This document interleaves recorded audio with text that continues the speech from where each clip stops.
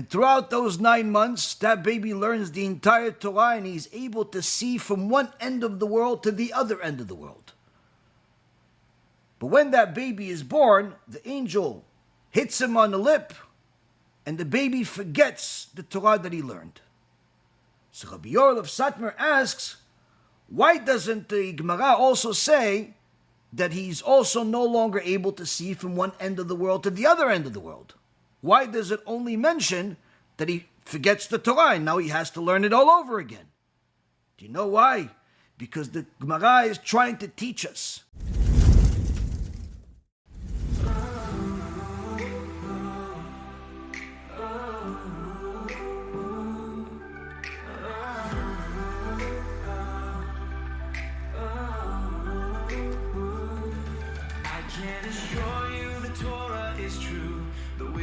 Within, divinely imbued, science and numbers, they both testify, proof of the Torah that none can deny, knowledge beyond what men could conceive, written in words that we still believe, the secrets of life in each ancient line, all leading us back to the source so divine. The Torah stands forever pure, its truth endures so clear, so sure. From prophecies to history's might, it shines with everlasting light. No doubt remains, just look and see. The Torah's wisdom is the key. Through every test, it's clear as day. The divine truth will never sway.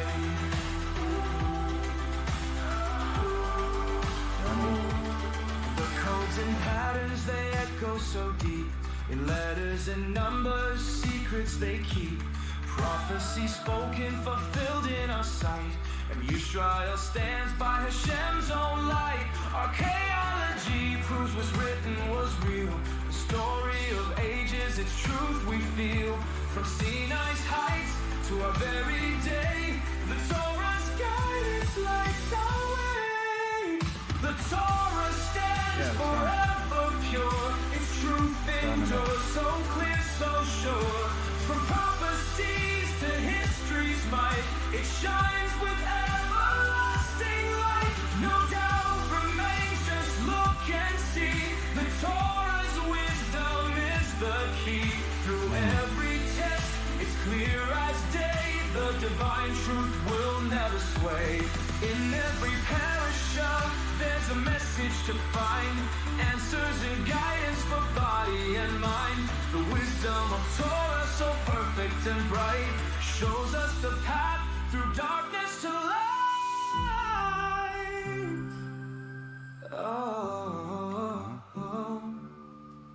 The Torah stands forever pure, its truth endures so clear, so sure. From prophecies to history's might, it shines with everlasting light. No doubt remains, just look and see. The Torah's wisdom is the key. Through every test, it's clear as day. The divine truth will never sway. It's divine truth will never sway. Yeah, the divine truth will never sway. Study Sound working on YouTube or no? fill your soul. It's divine proof will make you whole. In every word, in every sign, you'll find the truth so pure, divine.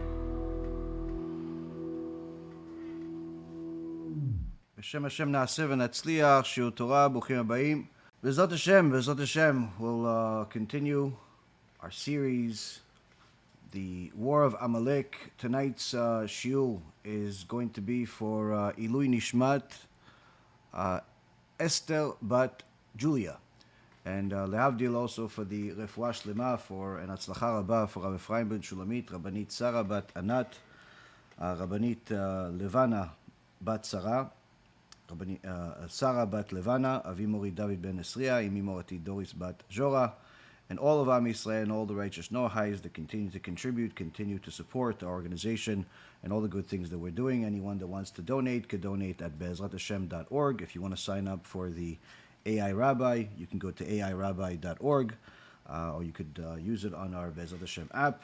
And of course, if you want to distribute the USBs, the cards, the AI Rabbi cards, or the Sharitzar cards that Baruch Hashem are being ordered by the dozens, you can go to the kiruvstore.org, kiruvstore.org. All of that is going to be on the screen tomorrow. It's going to be in the comments and so on. So, Rabotai Karim, tonight we're going to talk about something that's not just relevant, but literally it seems like of Elchonon Wasserman had pure prophecy based on all the things that we've already learned. Needless to say, what we're going to be learning today.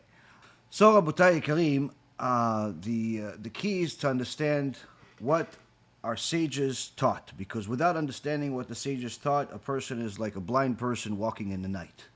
Now, one of the big things that you deal with on a regular basis when you're helping people understand the truth is to reiterate the fact that there is something called Daat Torah, meaning the opinion of the Torah, but it's not really an opinion, but it's facts of the Torah. The knowledge of the Torah really is the more appropriate translation.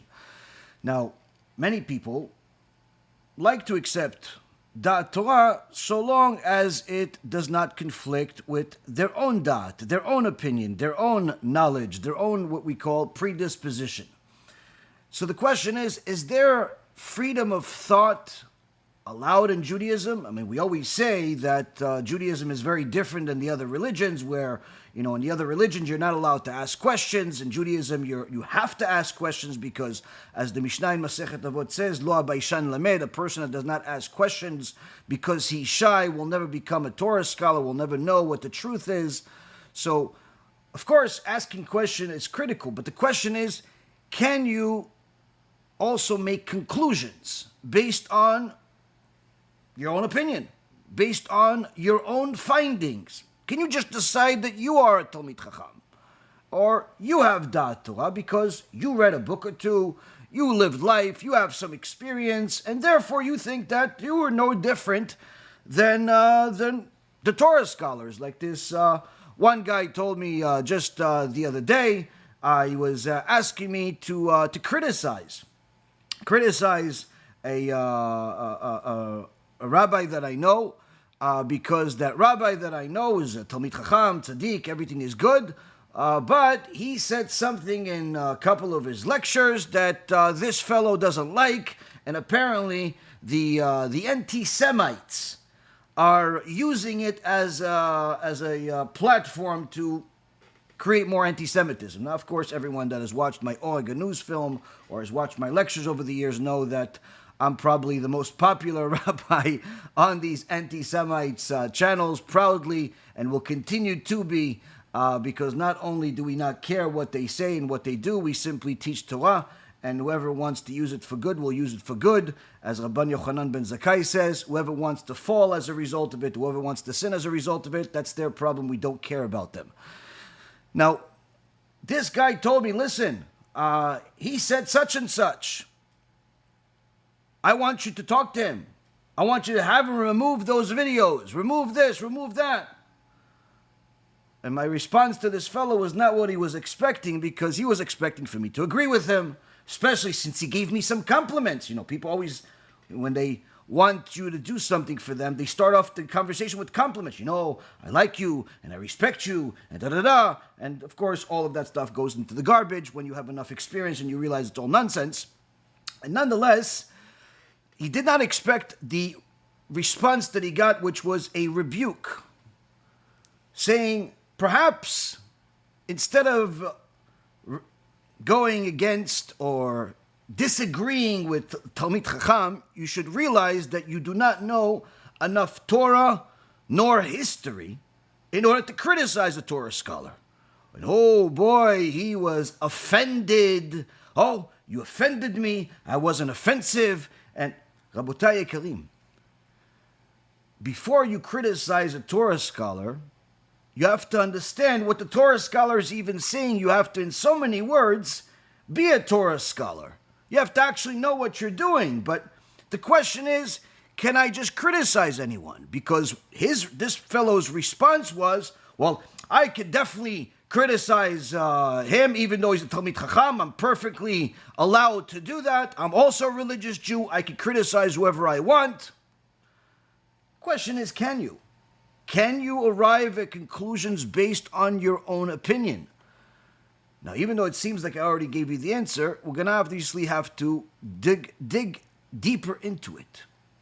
Because many people today enjoy this First Amendment rights of America, but they use it worldwide, especially in all over England and Canada, in Israel, all over the world where you have Jews. You have this so-called freedom of speech that people like, people enjoy, people take advantage of in our modern day society. While freedom of speech certainly does serve positive purposes, also has some negative purposes in regards to the law of the land, it does become problematic when a person thinks that they can utilize this so-called freedom of speech in Judaism. Rav Elchonon Wasserman's War of Amalek series addresses this freedom of speech as it applies and affects the Charidy Orthodox Jewish community around the world, not just in his day, but today. And he'll let us know just how much freedom we actually have, if at all. So after telling us that one of the problems he was facing, and needless to say, we are facing today, which is this strong desire from the Orthodox Jewish community, we'll call it just the Chareidi community, Orthodox Jewish, that's all the same in so many words. If you follow the Torah, you are religious. If you don't follow the Torah, then you're not religious. But many people believe they are religious, even though they do a lot of things that are against the religion. And in fact, Rav Elchonon Wasserman mentioned it time and time again in this series and the prior series that we talked about, the Ikvita de Mashiach, the Era of Mashiach series, highly recommended. And he told us that one of the things that is a problem in the Orthodox Jewish community is this new desire to publicize Orthodox Jewish literature. Not the Sfarim of Torah, but rather letting you know what's going on in the community, letting you know what our opinions are about politics, letting you know what we think about the war, letting you know what's going on. And he says these magazines that started in his day and have bloomed in our modern era are very problematic because many times they present themselves as Orthodox, as Chareidi, but in reality are as far removed from what we call Daat Torah as can possibly be. So just because someone claims to be Orthodox Jewish or Chareidi does not necessarily mean that their behavior is Chareidi. Just because someone publicizes an article or a newsletter or a newspaper or a magazine or even a shiur Torah in the name of the Jewish people or the Jewish Torah, it does not necessarily mean that it actually really is the Jewish Torah. I mean, there's one fellow, complete apikos, that has become more and more popular in recent last 12 months, last 24 months, that literally every lecture that he has, somebody sends me one of the clips to show me different statements that are very confusing, and literally he hits the bullseye every single lecture to at least say one statement that is completely against the Torah, that is complete apikosut, whether it's him permitting wasting seed or all types of other convoluted statements that he makes. But he says it in the name of a Torah, and he pretends that he's a scholar, he pretends that he is studious. In reality, he's an apikos reform. So what Rav Elchonon Wasserman is, in essence, digging deeper into now, after we've discussed the magazines and the publications, is now the minds, the community, the individuals.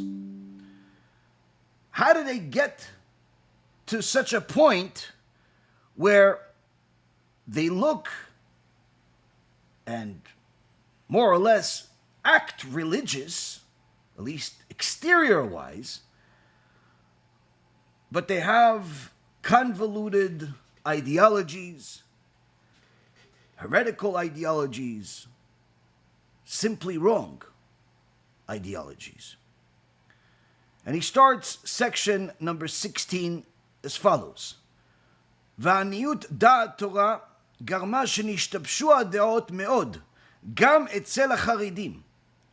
He says, the poverty in Torah knowledge, and what Daat Torah is, has led to the convoluted minds even in the Chareidi communities, even in the ultra-Orthodox communities. We find people that are simply wrong in what their belief is about HaShem, wrong in the way that you're supposed to behave, wrong in the way you're supposed to conduct your business, wrong in even the basics of Judaism. He's already talking about this 80 years ago.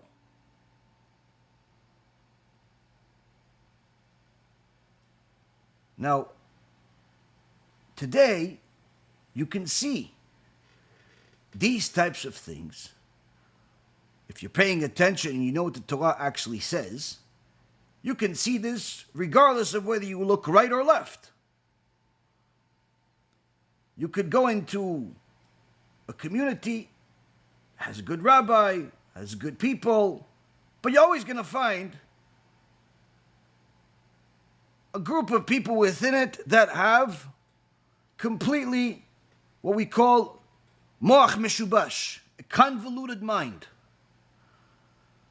Whether it is their attitude towards modesty. They don't think that modesty applies today anymore. So they are perfectly fine having their wife and kids and daughters and friends walk around with no arms and no legs, meaning no sleeves, just simply showing what is really supposed to be seen by the husband of any woman,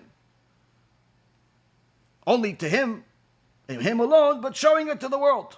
Yeah, but why are you allowing your wife to dress that way? Why are you allowing your daughter to dress that way? I mean, you're buying her the clothes after all. Listen, everybody dresses that way. It's okay. If she wants to, she could dress the way she wants. I want to give her freedom. I want her to love God and not fear Him. You have entire communities that have literally sects within them, and sometimes even the entire community, that believe that going to a mixed beach, boys and girls, men and women, on a beach in their bathing suits, perfectly fine, whether it's in France or it's in Deal, New Jersey, or Brooklyn, or different places. Literally, I have plenty of students that ask me these questions, like, Rabbi, listen, is it true that you're allowed to go to the beach these days because everybody does it? I said, well, you're allowed to go to the beach if there's only men there if you're a man, or if there's only women there and you're a woman. But if there's both men and women there, absolutely not. He says, I don't understand. Half my community goes to the beach this summer. Even have Avrechim. We know in Israel, tell us their family back in France, it's practically standard policy in certain communities to go to mixed beaches, just like the secular people. With no qualms about it, with no concerns. Oh, are we violating the Torah? Is it violating what Torah says, Lo tatu'u achei levavchem, which we say in Shema Yisrael every single day? Don't follow after your heart, meaning after your eyes or your heart, and you end up looking at an immodest woman, you're going to end up sinning. Or avizarayu de gilui arayot, which is putting yourself in a step that's one step removed from a cardinal sin, which means it's better off you die than go to a beach that's a mixed beach, according to Chazal. You tell them this, and like, are you sure? I don't think that's what my rabbi says. Or I don't know who your rabbi is. Perhaps you could replace him with a real rabbi, or at the very least, AI rabbi. $15 a month, you can get pretty much real Daat Torah. Because if your rabbi says it's okay for you to go to a mixed speech, then he's not a rabbi. But many times people say it's a rabbi, but it really isn't a rabbi. It's a friend. It's a colleague. It's a neighbor who may happen to be a rabbi, or sometimes used to be a rabbi, or sometimes wants to be a rabbi, or he just has good stories, so people call him rabbi. But you see this ideology of mistakes, unfortunately, in every community. Then, of course, when it comes to modesty, there are certain communities that are very strong when it comes to modesty. But they face a different problem. Not necessarily just those communities, but across the board. What is it? Their ideology about how to conduct business. Where for some reason, some way, somehow, they forgot that honesty is not just a good business advice, but rather it's an obligation from God. There is no permission whatsoever to cheat Jews, nor are you allowed to cheat Goyim. In fact, it's even worse to cheat the Goyim than to cheat the Jews. But cheating in business has literally become standard. Standard. People are cheating left and right, lying left and right. Contracts are worthless. Agreements are worthless. Those meetings everyone likes to have on Zoom and on Google and on whatever other way that you could video each other so you can get to know each other and get on the same page, completely useless. Why? It doesn't matter what people tell you. Why? They're not going to do it. They're just telling you things that you want them to do, you hope that they will do, you're going to pay them to do, but they're not going to do it. They'll do parts of it, hopefully, but not all of it. For sure, not all of it. You're lucky if you get 40% of it. Business has become such a problem, and of course, both for the Jews and the non-Jews, but I'm talking specifically to the Jews here. These are my brothers and sisters. These are the ones that I'm responsible for. If non-Jews want to watch and want to become better people, by all means, welcome. But the key is to understand that HaKadosh Baruch Hu expects more from us because we have a Torah. Even more so when you are a religious Jew and you're supposed to know. But every other day there's some type of expose of some corrupt business person that has a kippah, that has a beard. Whether it's cheating the government, cheating the clients, cheating this, cheating that, stealing.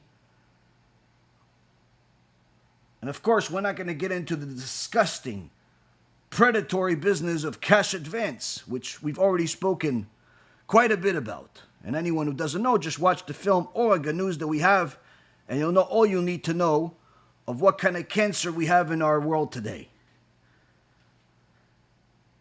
Now, these people that are in it, in these businesses, in these corrupt businesses, even if they mean well, if they conduct their business in a corrupt way, if they steal from their clients, they steal from the government, they steal from anybody, they cheat. And you ask them, why do you do that? Why do you steal? Why do you promise and not deliver on a regular basis? It's not like it's a mistake. It's a strategy. Why? Come on, everyone does it. Everyone does it, Don't be so uptight. I don't know why the Google keeps going offline, but anyone that wants to watch the live can go to bh.live. Seems like the feed over there is better, even though they're all getting the same thing.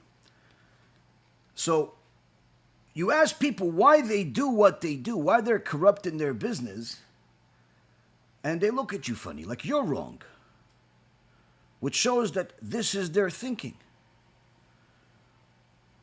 There was a statistic that came out nearly 10 years ago. A PEW did research on the modern Orthodox communities in America and concluded that over almost 60%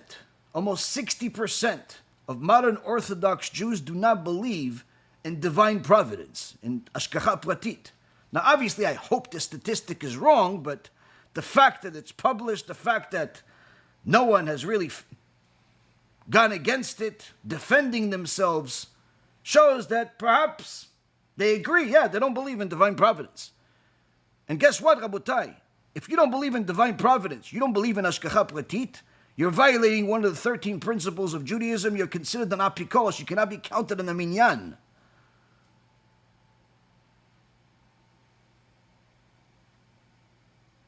Now, as a side note, it may be possible that it was 51% that don't believe in ashgacha pratit and 60% don't go to the mikveh. Either way, it's a horrible, horrible statistic that's over 50%.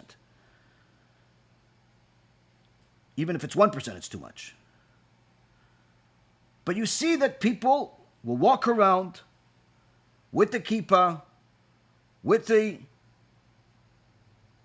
Jewish attire, with the Jewish lingo, go to shul, put on tefillin, but yet have ideologies that are so convoluted, you're not sure what to fix. And there's so many different parts of this confused situation, whether it's their attitude about modesty, or about business, or about ashgacha pratit, or about bitachon in HaShem, or just simply heretical beliefs, such as God needs you, or God is a physical body of some kind. All of this poison that's in the air. These are all over the place. In some places more, in some places less, but nonetheless, in every community you're going to find one of these apikosim that looks religious. Elchonon Wasserman is telling us the root of the problem is aniyut Daat Torah, poverty in Torah knowledge. Meaning that the more poverty there is in knowledge of Torah, the more convoluted the minds are going to be. The more confusion there's going to be. Rabbi Ephraim mentioned in a recent lecture, a Chareidi journalist publicized different things about the war. And you would swear that this is a secular Zionist journalist that has nothing to do with Judaism. Because the whole article was Kochi ve'otzim yadi, the my power, my strength, the army, the strategy. Not even once this so-called religious journalist mentioned God. Not once.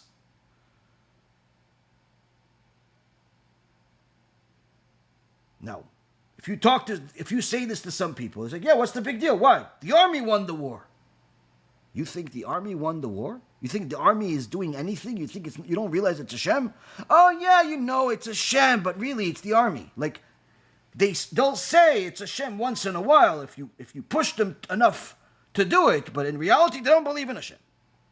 They believe HaShem is like the Greeks believed, like he's created the world, but he's gone.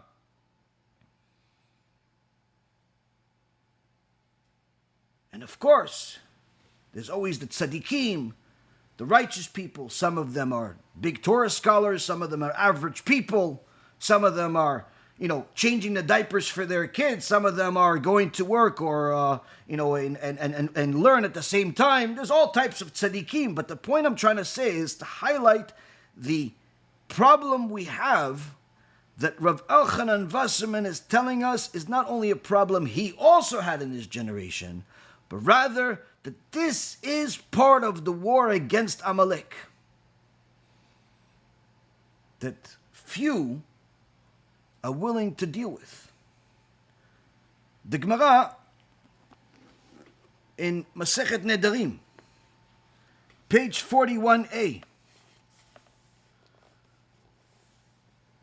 says the curse, one of the curses or the punishments that Parashat Kitavo says that happens to Am Yisrael, if we do not follow the laws of God. It says in chapter 28, verse 47 and 48, because you did not serve HaShem your God amid gladness and goodness of heart when everything was abundant, so you will serve your enemies, whom HaShem will send against you in hunger and in thirst, in nakedness and without anything. This curse, Rabotai, is happening. These hostages, been hostages for over a year. They're suffering this curse, and there's many others. But the Gemara asks a question about, wait a minute, if you already mentioned that there's going to be hunger, thirst, nakedness, then why did you also say without anything? Isn't that enough? So then the Gemara says, what would you say is anything? It says all the valuable things, whether it's something like a lamp, or a table, or wife, or an assistant to help you, or worst of them all, understanding. You'll have a generation without understanding, without knowledge, without the ability to comprehend what is being said. And Abaya says, we have a tradition from our forefathers that there's no such thing as someone that's truly destitute except for someone who is impoverished of understanding. As it says, as the sages of Israel said, he who has understanding within him has everything within him. And he who does not have understanding within him, then what is within him? Meaning he has nothing. If he acquires understanding, then what does he lack? He's the richest man in the world, he has. If he doesn't acquire it, then what has he had? What has he acquired? What are all these other things that are useless? In so many words, Rabotai, there is the ability to comprehend, and then there's also the ability to comprehend Torah. And these are both things that we are lacking, because even one who does not have Daat Torah themselves can have access to Daat Torah, can have access to the Torah, and value it and respect it. But we are in a situation where people are so far removed from understanding that even if you show them Daat Torah, they'll tell you, no, I don't think so. Today you have people that go to a Bet Din. A Bet Din, obviously, is comprised of Torah scholars that have spent and dedicated their lives to learning Torah, therefore having Daat Torah to the point where they are the judges. People walk into a Bet Din and tell the Dayanim, no, I don't think you're right. There's one woman that came into a Bet Din and said, you're saying nonsense.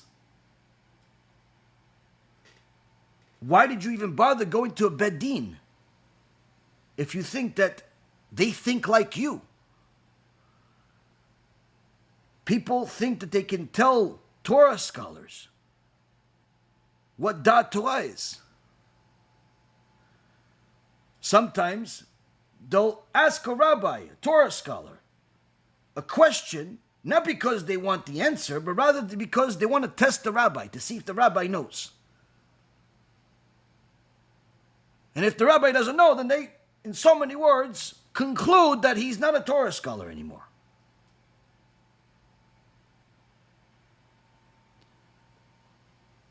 People are more inclined to believe their emotions or their findings on internet threads than they are to follow what the rabbi actually told them, whether it be in a lecture or private advice. The problem is so big that you don't even know which confusion to address, which convoluted mindset to attack, to try to fix. Because even if you try to deal with the heretical part when it comes to believing that, like the Christians believe that God is a human being, you still have to deal with the heretical mindset about business, or the heretical mindset about modesty, or the heretical mindset about plenty of other things. The moment a person thinks that their rabbi thinks like them, that rabbi is no longer their rabbi.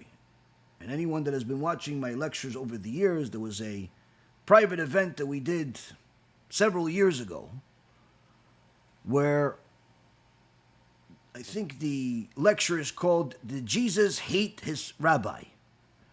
And this lecture talks about the root of the problem that started Jesus' wayward behavior and how he turned himself into an idol and why he's suffering until this day. It all started with him thinking that his rabbi thinks like him. And I can't tell you how many people have rabbis and they think that their rabbis think like them. Now, Rabbi Yoel of Satmar, alav Shalom, said that the Gemara in Masechet Niddah, page 30b, says that a baby is in his mommy's belly for 9 months, and there's an angel that HaKadosh Baruch Hu sends to teach that baby Torah. And throughout those 9 months, that baby learns the entire Torah, and he's able to see from one end of the world to the other end of the world. But when that baby is born, the angel hits him on the lip, and the baby forgets the Torah that he learned. So Rabbi Yoel of Satmar asks, why doesn't the Gemara also say that he's also no longer able to see from one end of the world to the other end of the world?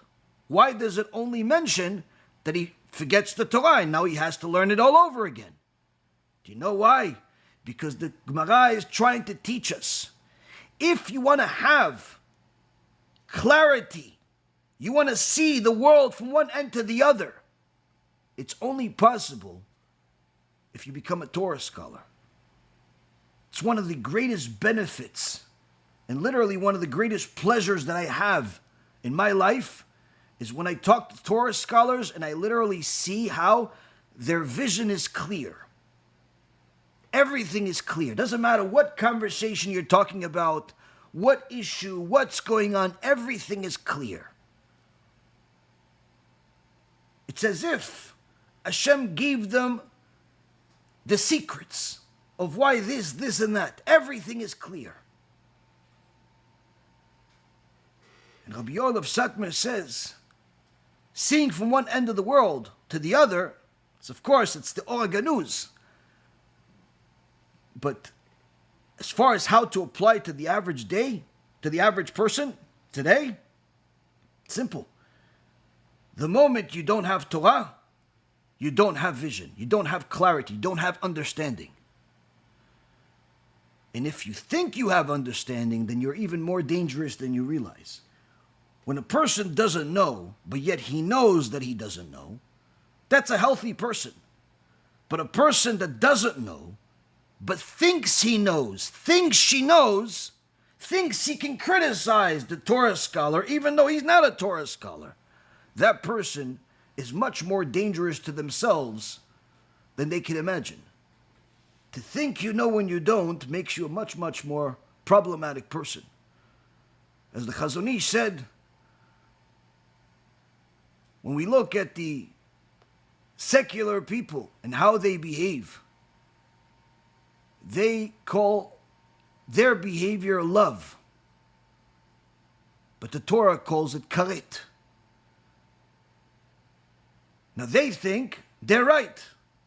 love everyone, accept everyone, hug everyone, kiss everyone, do whatever you want with everyone. But the moment that you show someone that has that Jewish spark still within them, the truth, they realize immediately how wrong they were about every aspect. They were just simply missing information. Now, it's much easier to help somebody who's missing all of the information, grew up completely secular, to get them on board to follow HaShem 100%. It's much easier to do that than to help somebody that is already religious, whether from birth or for a long time, to help them realize they're wrong. Why? Because they think they're religious. What do you mean? I've been keeping Shabbat my whole life. I've been more religious for longer than you are. I'm this and I'm that. I've been learning, watching lectures, reading books already for 5, 10, 20 years.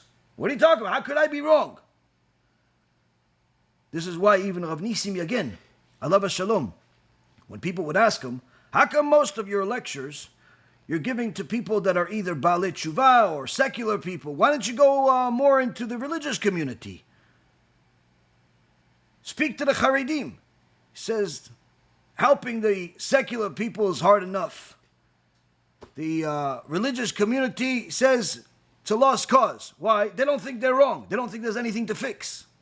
Now, of course, this is an exaggeration for the point of making a statement, but the point is that yes, within every one of our communities, there are certain people, or even sometimes groups of people, that have heretical beliefs, convoluted beliefs, beliefs that are completely unacceptable, but if you talk to the people, they believe that they are 100% following in the path of God.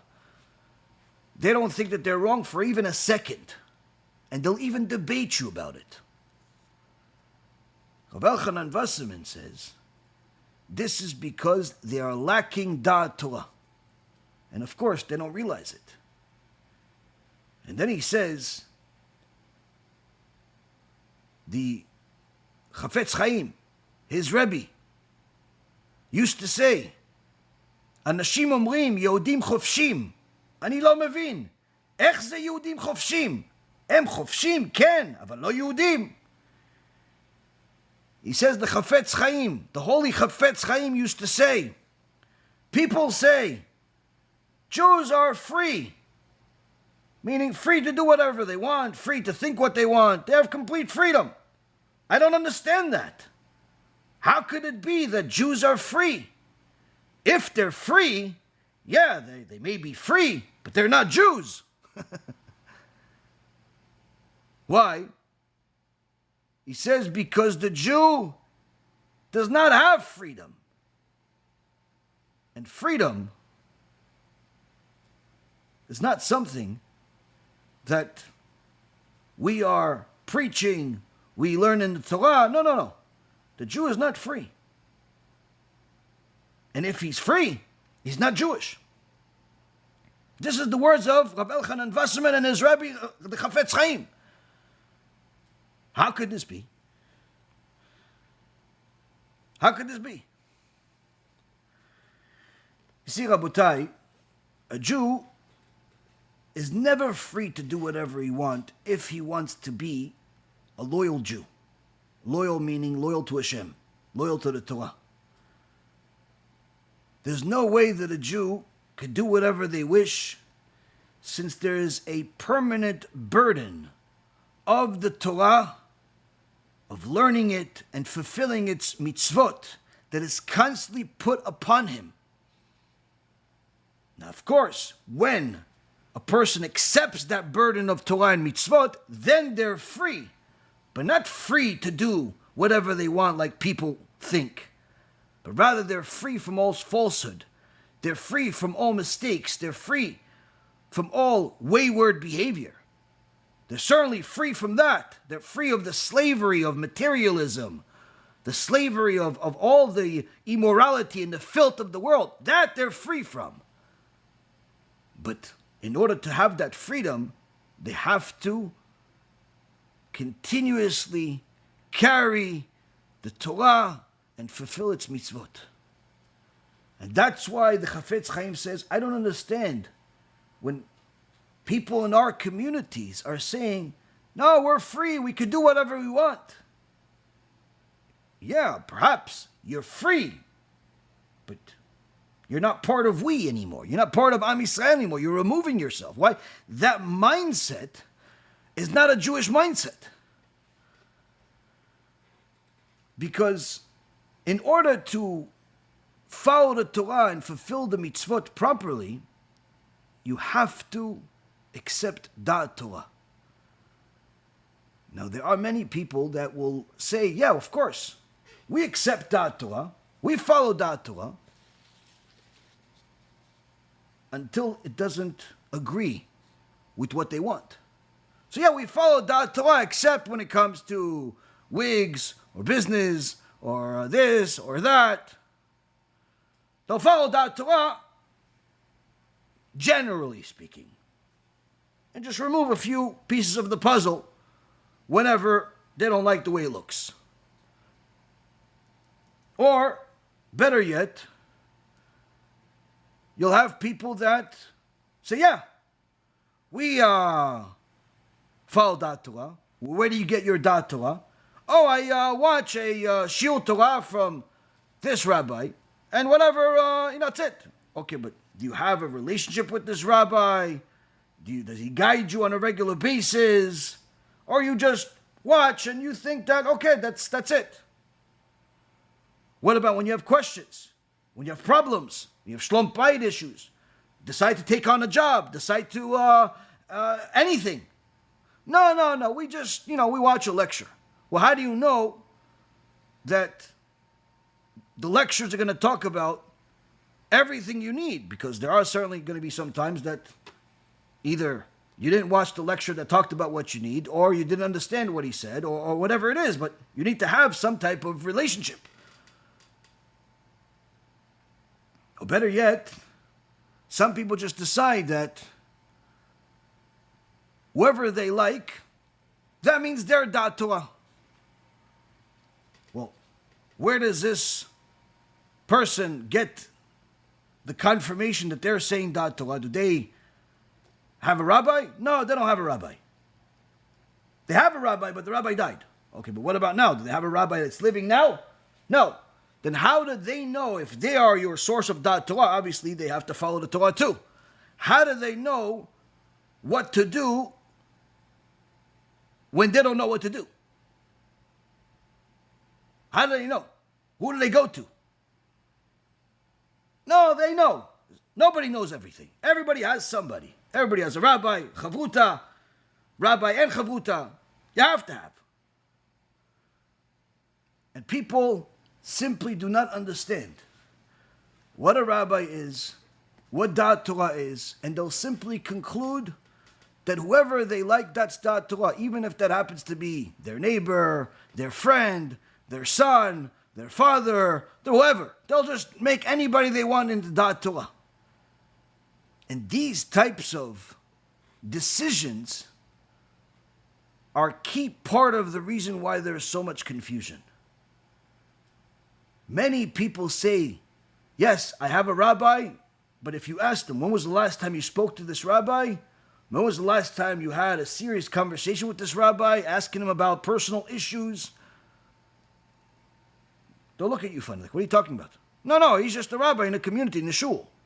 Yeah, but last time you argued with your husband, last time you argued with your wife, last time you made a business deal, last time you decided which school to send your kids, last time you had a question about a certain restaurant, who'd you ask?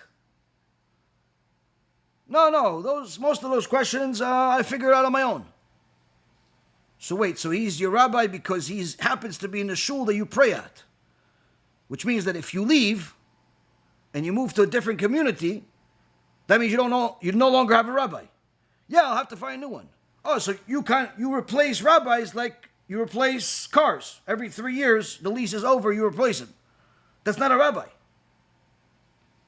The Gemara says that if somebody has a rabbi, they have to follow that rabbi wherever he goes. Meaning that even if that rabbi leaves Israel, because to leave Israel, you can't just do just because you feel like it.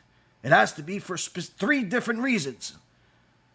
One of them, the reason is if you're going to go do a mitzvah, you're allowed to leave Israel, to go make money or to get married. There are 3 different reasons why there's permission to leave Israel. Other than that, if there's no other reason, if you have enough parnasah in Israel, you're not allowed to leave Israel. If you're already married, you're not allowed to leave Israel.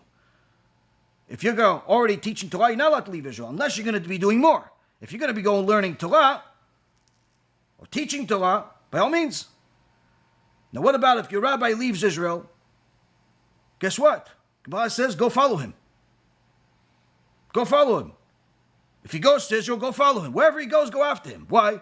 If you understand what having a rabbi is, a Torah scholar is, someone that has Daat Torah is, you would literally put every single penny you have just to make sure that you're constantly next to him.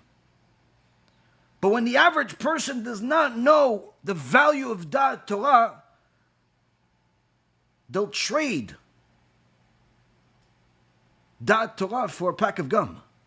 They'll trade Daat Torah for a small business deal. They'll trade Daat Torah for nothing. And this, Rabotai, is where people go wrong, where it starts off by disrespecting Torah scholars, thinking that they think like you, thinking that they act like you, thinking that they are like you, they put their pants one leg at a time, thinking that you can figure it out on your own. And that already starts the convoluted thinking. And before you know it, that convoluted thinking grows into outright heresy.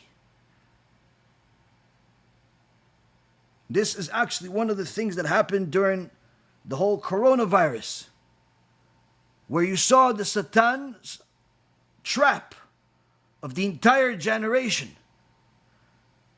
work in many households. People that did not have serious appreciation of Torah scholars and what Daat Torah is, abandoned Daat Torah, abandoned the Torah scholars, abandoned Gdolei Ador, just because they saw something on the internet or the news.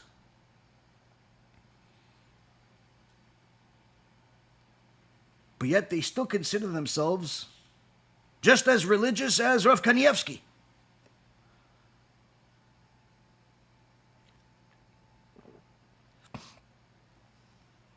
They had no qualms about the fact that they were saying Lashon Hara and Motzi Shem Ra about Gdolei Israel, saying they got paid off by the governments or by the pharmaceutical companies because they said to take it or not to take it, and all these nonsensical things that people made up in their heads.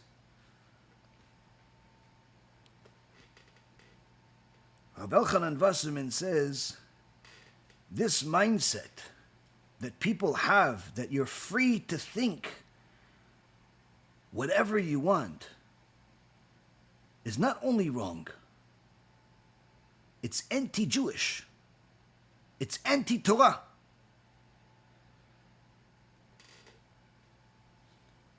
There was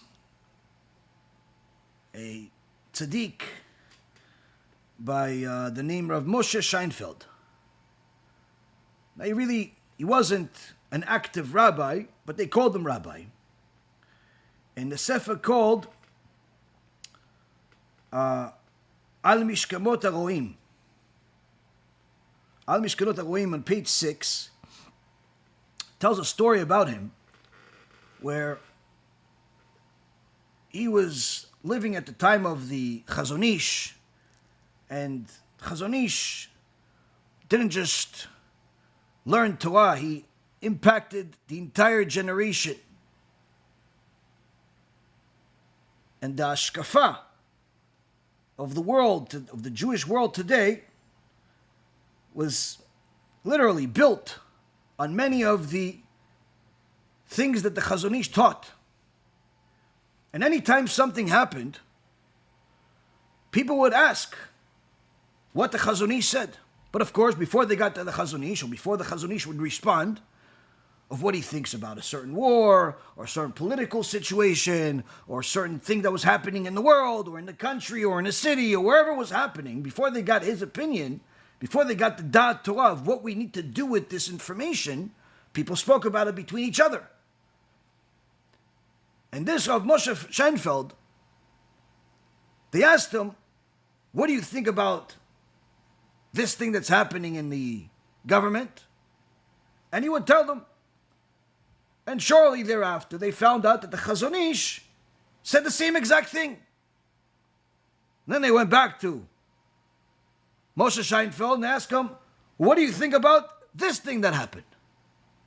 And he told them, oh, well, this is what it is. And he would give them the response. And to everyone's amazement, when the Chazon Ish came out with his opinion about that topic, he said the same thing. And they tried it time and time again, and each time, Moshe Sheinfeld would say exactly what the Chazon Ish said. So they said to him, wait a minute, how is it possible that you're always in the same direction as the Chazon Ish? What, do you talk to him beforehand? Does he talk to you beforehand? How do you know all this stuff? And he says to them, we have a tradition, and this is actually in the Gemara. We have a tradition.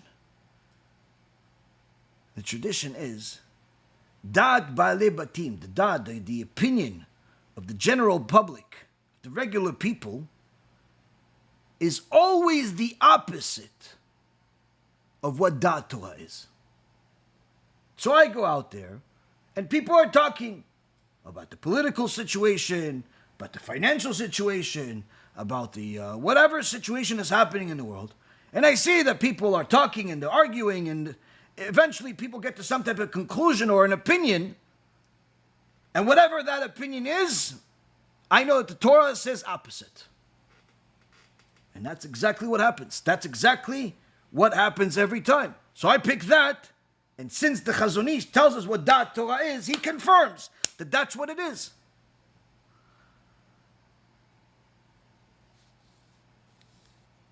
Now, this is not just something that has good stories about it, but this is the type of stuff that also affected lives and also affects halacha.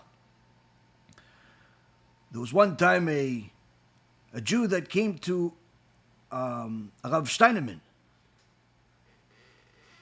and this Jew was very sick, getting all types of treatment for 10 years with no solution. And the doctors proposed to him 3 different possibilities of what they can do. They told him the first possibility has a 50% chance of succeeding in curing your ailment.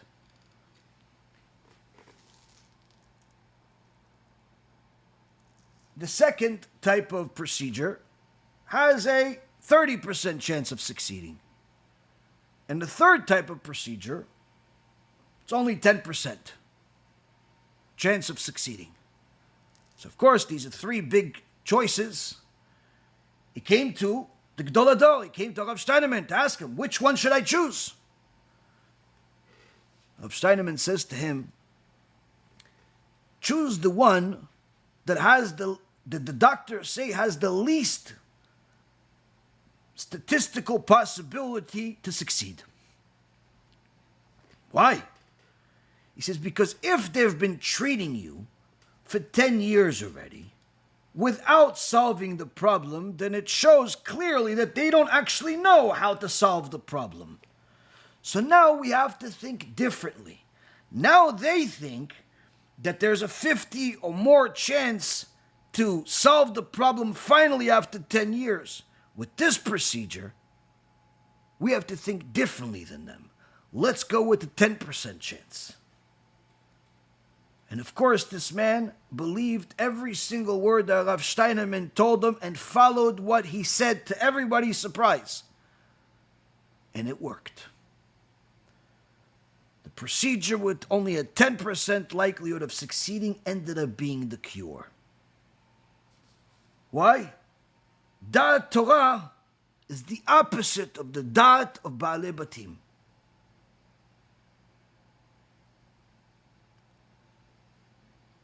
But when the average person is not keeping, not observing Torah and mitzvot, we already know his path is a mistake. From the moment he wakes up until he goes to sleep, he's making mistakes. The problem is when that type of mindset also impacts the one that's religious, the one that's already observing the Torah, that goes to shul, that even learns a little bit.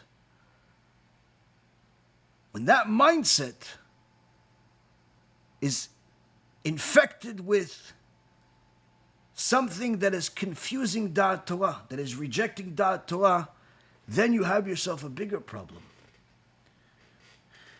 Because when you tell these people, listen, you can't think like that, you can't do that, you can't act like that, the typical response is, no, I know what's good for me, I know this is what HaShem wants for me, HaShem understands me, I'm free to do whatever I want. And the Chazon says, yes, they're free to do whatever they want, but Hashem is going to punish them for that. The Chofetz Chaim says, yes, they're free, but they're not Jewish. The mentality of the Zionists of today is not very different than what it was when it was founded 100 years ago or more, which is freedom from the Torah. They simply do not want to follow the Torah. And that's why people that love Jews, whether they're religious, the Talmidei Chachamim, or it's the secular people that they're trying to help them do tshuva, never accepted for a second the whole Zionist mentality, because they knew that the root of Zionism is to destroy Judaism.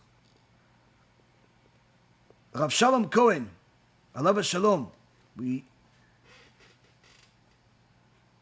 saw the hundreds of thousands of people that showed up to his levaya, which give you a small understanding of the impact he had.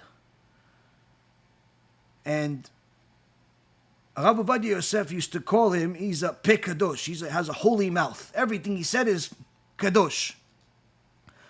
And he was in a certain event that there was government people, and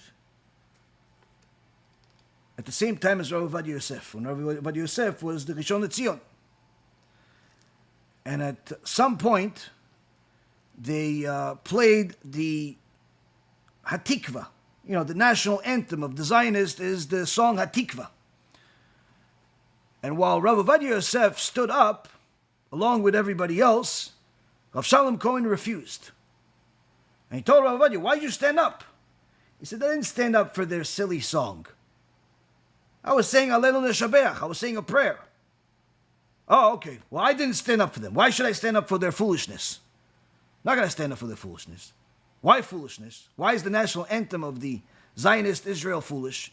Because it sings, Liot Chofshi, to be free. To be free in our land. What free? Free. What are they talking about free? Not free from the other nations, free from Torah, free from Judaism. The original Zionists hated Judaism more than even the Gentiles hate Judaism. Herzl converted to Christianity and had his son convert to Christianity. Didn't even give him a Brit Milah. He would have the Christmas tree in his house every year. And we talked about the Zionists many times in the past. But the point is that even though people that call themselves Zionists today, Zionist religious today, don't agree with, let's say, the Herzls and the and all of these evil people that founded Zionism, many times you will find, even in their communities, things that they don't realize are against the Torah. You find it everywhere. It's not just in the Chareidi community, it's in the modern community, it's in the religious Zionist community. What is it? It's simply convoluted ideologies in regards to specific issues that are against Daat Torah, whether it's going up to Har HaBayit, even though Gdolei Israel said it's forbidden, or all types of other things that Daat Torah says it's forbidden.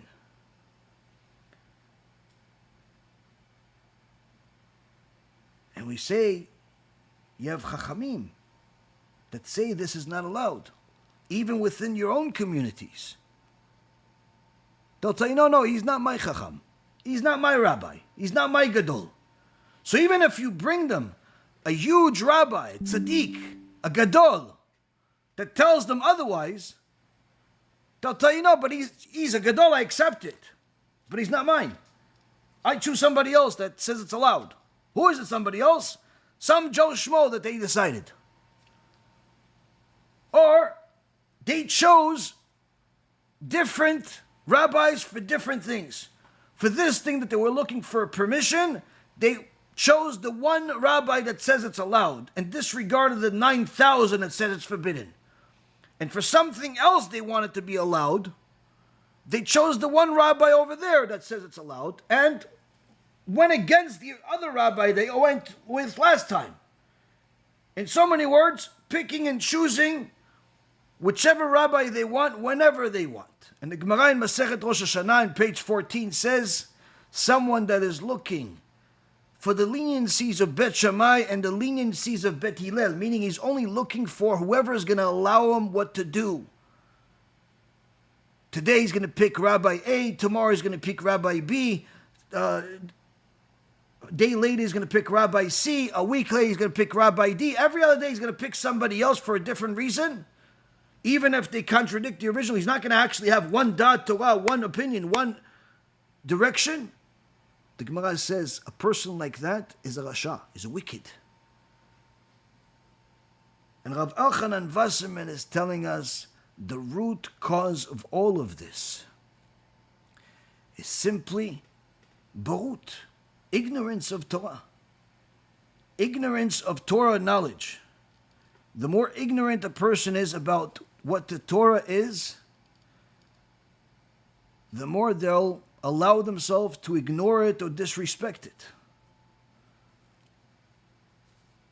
And the more they're going to look for freedom to do whatever they want. Just like in the secular world, here in America, they have this mindset that before somebody gets married, he has to have a party. They call it a bachelor party. In so many words, it's a party that he's going to make every single sin under the sun and pretend like he still loves the woman he's going to marry. And the woman he's going to marry, she's going to have a bachelorette party. And she's going to make every sin known to man, but she's going to pretend like she still really wants to marry this guy. Or better yet, people that want to pretend that everything is okay even while they're married, but they want to go on vacation with their friends to Las Vegas. But they have a statement, what happens in Vegas stays in Vegas. In so many words, they'll put God on the side and ignore everything that he says in the Torah and then go make every sin under the sun, and then when they come back, they'll go back to being religious again. Now, even though this is not really supposed to affect the Jewish world, unfortunately today, it does. It does. There are some people that act like secular people even when they're religious and have these mentalities where you can make sins somewhere else. I even had one time years ago, there was a certain heretic that told people that the Talmud allows you to sin as long as you wear black clothes and do it in a different city. I tried explaining this moron that there's no such thing, there's no such permission to go away and sin. The Gemara in Masechet Ketubot is not saying go away and you're allowed to sin. What it's saying is that in those days it was difficult. If you look at the Tosfot, it was difficult to find and afford black clothes. So they said, if you want to sin, get yourself black clothes and then leave the city. Meaning that by the time you actually acquired this clothes, that desire to sin would go away. And even if it didn't go away by the time you bought the clothes, by the time you arrive at a different city, it went away. No one is giving you permission to sin. But that's what happens. When somebody does not have a rabbi, they'll teach people whatever they think. And people will believe them as if what they're saying is Daat Torah. because the people know even less than them.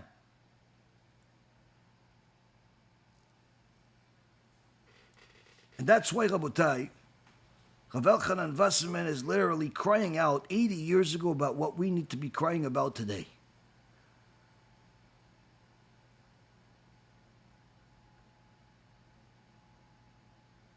Rav Chaim Shmulevitz, alav Shalom, one time, as he left his house to go to the yeshiva, as soon as he got out of the house, there was a disgusting stench in the air, and he covered his mouth.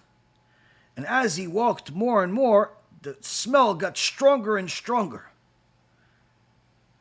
And then, as he got to a part where all of the work was happening, he was flabbergasted when he saw that the workers were sitting on top of the sewer hole where all the filth and all the stench was coming from, but the workers were eating their breakfast.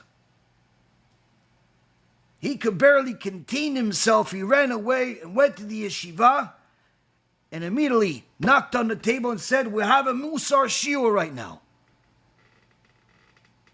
And he gave the Talmidim a sicha of what he just learned. He says when a person abandons the Torah, just even for a moment, they abandon Daat Torah even for a moment, to go to a place they're not allowed to go to do a transaction they're not allowed to go and do, to look at something they're not allowed to do. When they first do it, it smells funny, it smells terrible, they're not comfortable. But if they do it again, the next time, it still doesn't smell good, but it's more tolerable. And if they continue doing it, they could eventually get to the point where they could literally sit on top of all of the filth in the world and eat comfortably as if they are in a 5-star restaurant. While the average person saw workers working, baffled that they're even doing that job, Rav Chaim Shmulevitz learned Musar. Learn Musar that we need to apply to our lives. Now, the average person doesn't think that way, and is not going to think that way, because they don't look at the world the same way as the Chachamim.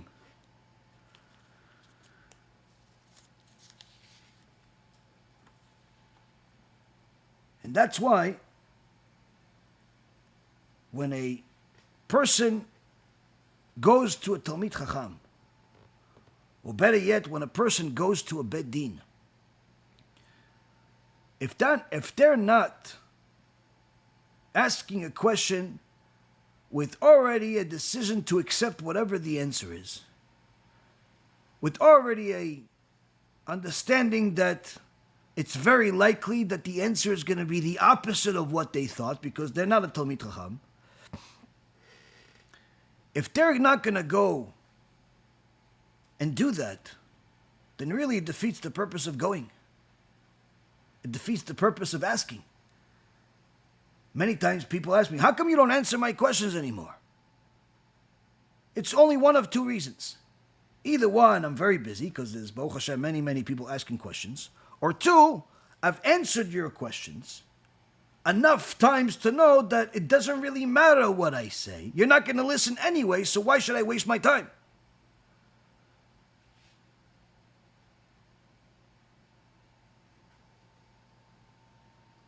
When a person does not value what Daat Torah is, they're not going to listen to it.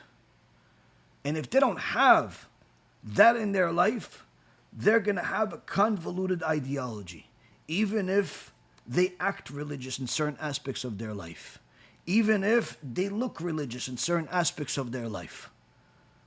They could still walk around seeking freedom and living with freedom, that is not theirs. The Sma, Rabbi Yoshua Volk Katz, lived about 400 years ago. When Choshen Mishpat in Siman Gimel, Seif Katan Yud Gimel. It's a section of the Shulchan Aruch that talks about how the Dayanim, the Talmidei Chachamim, are not allowed to go sit on a bed din without knowing who the other Dayanim are going to be ahead of time. And the Sma says, if you listen to me, you're never going to sit at any place that does not have, you're not going to do any judgment at any place where it's just the regular people, that it's not Talmidei Chachamim. Why? Because the way that these non-Torah scholars, these people that do not know Daat Torah, do not care about Daat Torah, they pretend to be rabbis, they pretend to even be poskim. There's plenty of them on the internet. They call themselves poskim, they call themselves rabbis, they call themselves leaders. There's plenty of those. That's not a new discovery of today. This happened even in the past. And the Sma says, if you're a Talmid Chacham, don't sin among those people. Don't judge along with them. Why? Their opinion and the opinion of Torah scholars are always polar opposites.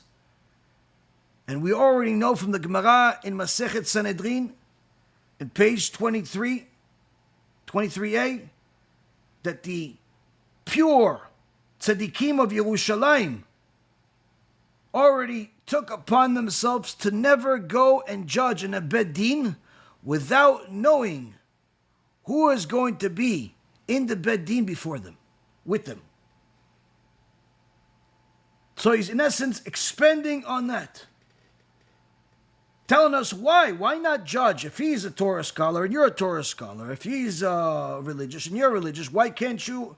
No, you don't understand. Sometimes you'll have one Torah scholar, and then you'll have some, gvil, that's also religious, and they just decide to add him to the bedin, or they decide to add him to the board of directors, or they decide to make him the president of the shul, or the president of some religious organization. Don't go and rub elbows with those people and make major decisions with those people. And why? Because their opinions are constantly going to be the opposite of the Torah. So if you have Daat Torah, if you know what Daat Torah is, and you're going to expect the Torah to be followed, don't waste your time. Why? Those types of people are always going to have the opposite of the Torah, opposite opinion of the Torah. So this has not just halachic ramifications, but also ramifications when it comes to how do we decide our lives, how do we decide where to go, who to ask, when to ask, who to help.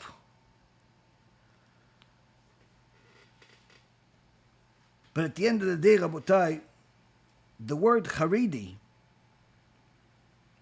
tells us all of this. There's only a few places in the Tanakh that the word Chareidi is shown up. A couple of the places are in Isaiah chapter 66 verse 5. Another one is in Ezra chapter 10 verse 3. And in Isaiah in chapter 65 and in Ezra, they both mean the same thing. What does it say?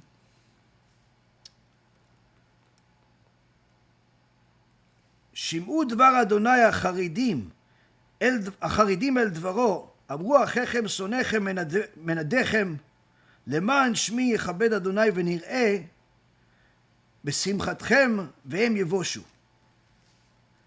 says, listen to the word of Hashem, you who are zealous regarding his word.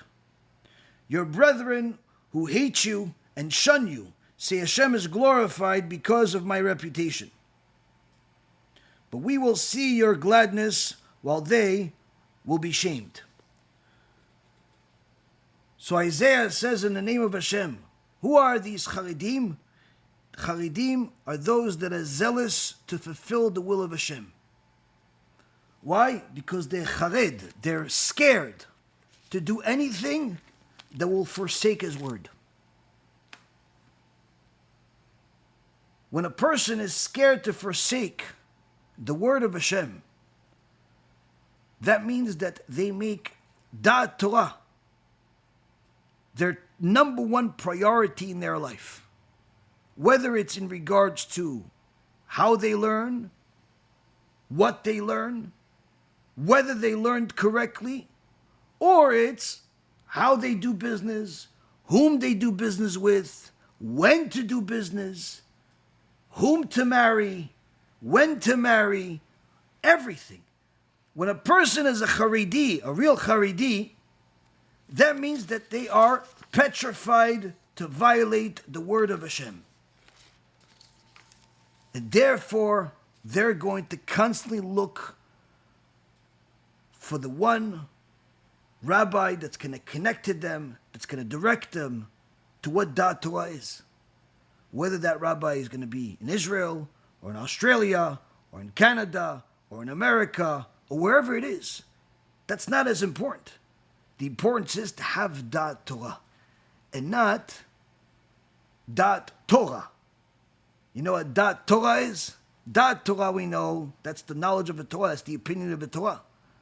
Daat Torah is the opinion of the bull, of an ox. And unfortunately, many times, people make an ox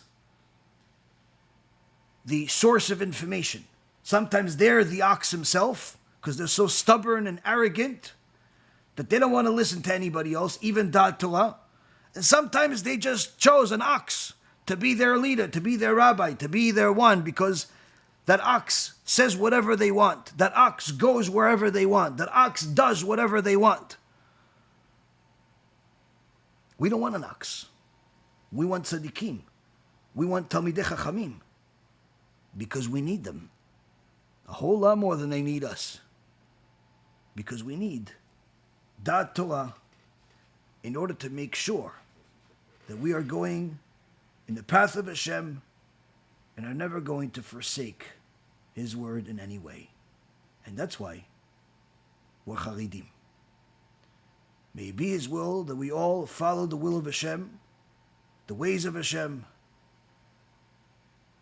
in accordance to what Daat Torah is, and never forsake it or be arrogant for even a moment to think that we know more than it. And may Hashem always send us an abundance of tzaddikim, talmidei chachamim, that dedicate their lives to learning Torah, and those that want to learn it. Thank you for learning with me. May Hashem bless all of us with all of the blessings of the Torah. Anyone that wants to support Daat Torah, wants to support our Torah scholars, our kolel, you can do that by donating at be'ezrat-hashem.org, donating on the app, donating on YouTube. There's plenty of ways to do it. Baruch Adonai Le'olam. Amen ve'amen.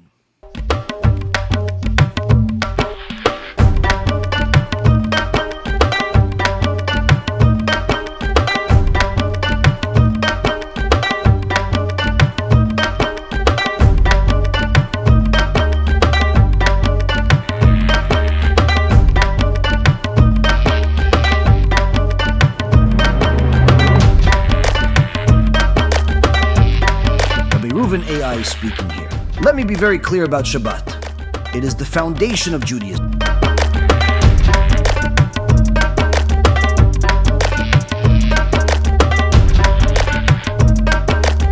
It's really crazy. This 13-year-old, no shame whatsoever, he belongs perfectly in the time of the Tower of Babel, the time of Noah,